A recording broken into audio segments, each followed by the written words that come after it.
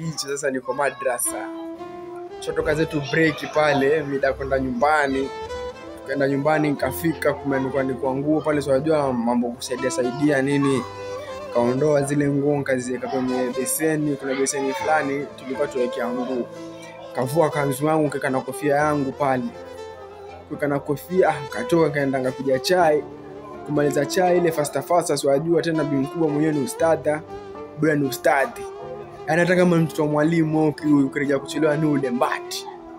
Kuania ile kufika nini nikachukua kanzu yangu pale kwenye beseni nduki madrasa. Kufika madrasa ile naingia sijavaa kanzu, naambiwa hapo kama hujavaa kanzu na kofia bakora. Na hiyo ndo tamaduni ambayo iko hapa. Ngajua hapa nitakula bakora kweli, nikavaa kanzu, naingia tu ngatia mkono mfukoni nikachukua kofia yangu naivaa. Ile kuvaa tu live kumbe kicheko bana wewe, kumbe ninachukua chupi naivaa kichwani. Bakora za nani? Sasa ukijana kila siku ana sifa. Sifa zileta paka huku kutoka nyumbani mpaka huku. Bakora. Kama una bahati una bahati.